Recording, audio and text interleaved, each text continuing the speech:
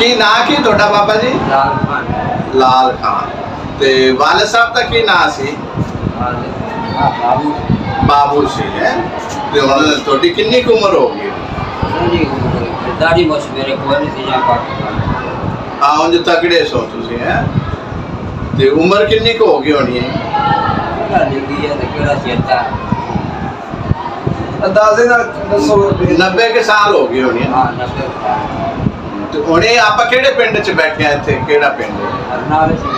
हरनाले च। जो इंडिया जो आए हैं बस इतने। इतने। ते पिछला इंडिया च केड़ा पिंड सी तोड़ा? मालापुर। मालापुर। ये माला ते बिल्कुल अलग-अलग से के कट्टे पिंड से? अलग-अलग। ये माले जो उठ के बजा थी बिल्कुल। अच्छा माले चोट के लोग बलूर चले गए। अच्छा अच्छा ते मतलब नेड़े नेड़े सी। ते दूसरा बलूर चो माला बलूर चो 47 तो पहला भी इथे गई से कि सरदारा ने उठो बंदे एक दो चाक सारे साडे पेट दा सिखां दा। हां हरना। हां सड़क नहीं जाती जेड़ी। हां जी सड़क दे चढ़दे वाले पासे सारे सिख साडे पेट दे बलूर दे दी। अच्छा ते बलूर दे आसे-पासे केड़े पिंड सन? आसे-पासे गैल माला कोट सुगिया दा कोट बगियाना नानक सारा। अच्छा औलखा ते इंदी मंडी मुंडी केड़ी सी बलूर दी? मंडी सानू जी फरीदकोट शहर लगता सी। फरीदकोट शहर रियासत सी ओ 85 पिंड सी ओदे पास। रियासत फरीदकोट दे 85 पिंड सी। ओ चंगा राज चंगा सी ते चंगा ही आखा। मुसलमानां दा बड़ा ख्याल करदा सी। चंगा सी आई आखांगे। उन्हें जदा रौला पिया है ना उन्हें ऐलान करता सीगा कि जो मुसलमान मेरी रियासत के अंदर आ जावे ना उन्हें राह दो।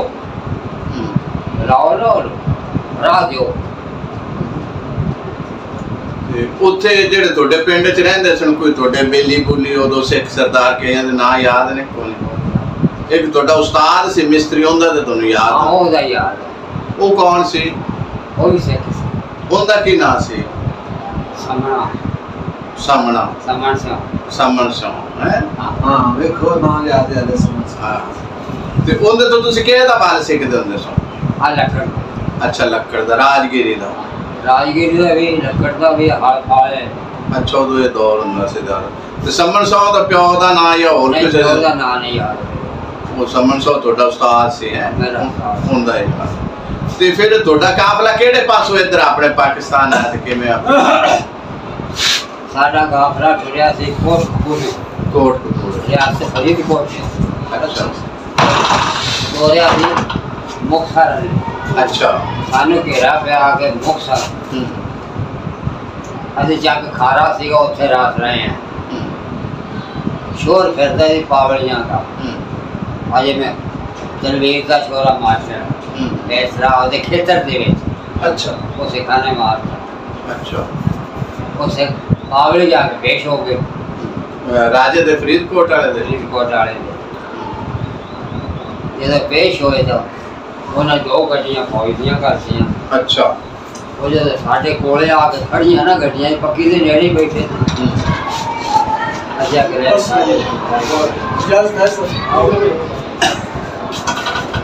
साडे ते पहले खुले कि ये फौज आ गई है ना ये साडे ते पहले खुले। अच्छा कोई 10 मिनट पीछे मारा मारा जाके नेड़े ही सीगा। राजा खुद आया सी फरीदकोट? हाँ खुद जट बंदा सीगा। अच्छा जो राता कर रहे भी आज मैं फलाने पिंड जाना है फौज नाले दे पैदल चो आके पूछा कि केड़े पिंड दे? उन्हें आख्या जी खारे दे। उन्हें आख्या नंबरदार बुलाओ। उन्हें आख्या जी आ खड़ा नंबरदार। हाँ भी नंबरदार मेरे ऐलान का नहीं सी पता तो उन्हें आख्या जिन्होंने ये शोर कतल किया ना बंदे चाहिए। और चौकीदार कोले खड़ा थे उन्होंने जा लिया साथ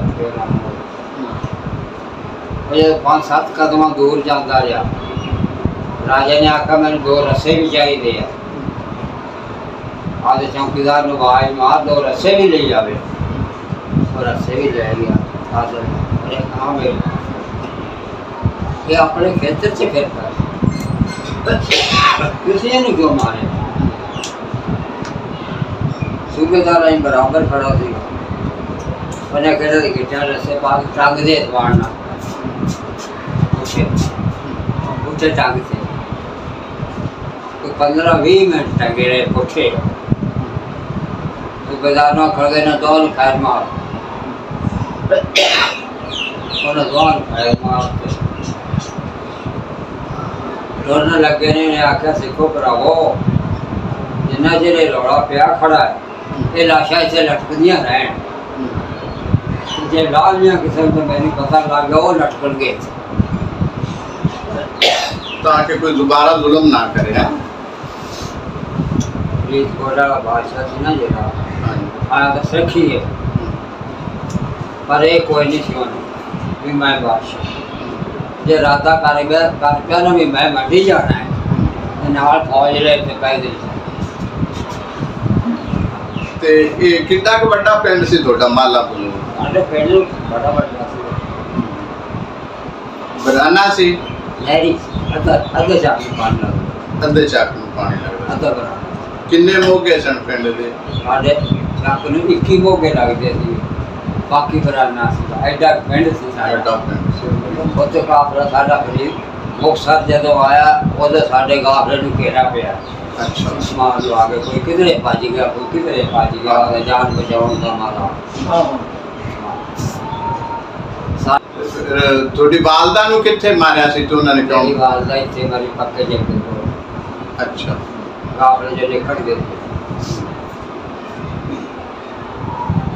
ਉਹ ਫਿਰ ਤੁਹਾਡੇ ਨਾਲ ਅੰਮਾ ਨਹੀਂ ਸੀ ਲੈਦਾ ਸੀ ਨਹੀਂ ਇਕੱਠੇ ਸਨ ਅੱਛਾ ਇਕੱਠੇ ਸਨ ਮੈਨੂੰ ਵੀ ਆਦੇ ਵਾਲੇ ਮਾਰ ਕੇ ਸੱਟ ਗਏ ਸੀਗੇ अल्लाह रख नहीं मारना है जोर मारो आप नहीं यार आ निशान करा सर काम है ना आ बॉर्डर से खड़ा है आवे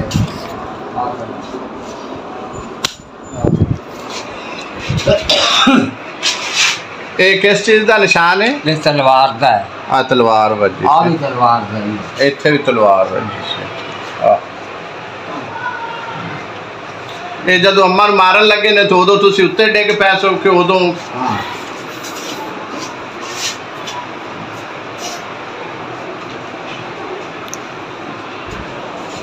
एक बंदा मेरे आ गया जो यार निकाले के खड़ा है ਇੱਕ ਬਲ ਇੱਥੇ ਮਾਰਿਆ ਸੀ हाँ ਇਹ ਇੱਥੇ ਜੱਗਾ ਚੌਕੀ ਕੋਲੇ ਆ ਤੇ ਇਹਨਾਂ ਨੇ ਤੁਹਾਡੇ ਤੇ ਹਮਲਾ ਕੀਤਾ ਸੀ ਇਹ ਦੁਬਾਰਾ ਫਿਰ ਹਮਲਾ ਕੀਤਾ ਸੀ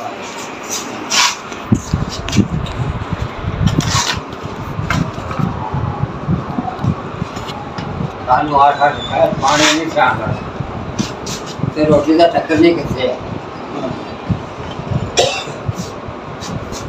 8-8 पैर ऐसे पानी से तैयारी को रहते इन्हें लोग जैसे खाती टोटते ਫਿਰ ਅੰਮਾ ਨੂੰ ਉੱਥੇ ਕਿਧਰੇ ਦਫਨਾ ਦਿੱਤਾ बनाना उसे की नहीं थी ਅੱਛਾ ਬਸ ਉੱਥੋਂ ਆਪੋ ਆਪਦੀ ਜਾਨਾਂ ਵੀ ਬਣੀ ਹੋਈ ਸੀ आपको अपने जाना है ਹੁਣ ਉਹ ਵੇਲਾ ਯਾਦ ਆ ਜਾਵੇ ਤੇ ਫਿਰ ਰੋਮਣ ਆ ਜਾਂਦਾ शुक्र नहीं चंगा लग जा ਜਿੰਦੇ ਸਾਹਮਣੇ ਮਾਂ ਨੂੰ ਮਾਰ ਦਿੱਤਾ ਜਾਵੇ साफ ज़ाहिर कौन सी ਅਜੇ ਉਹ ਜ਼ਖਮ ਲੈ ਕੇ ਫਿਰਦੇ ਨੇ ਤੇ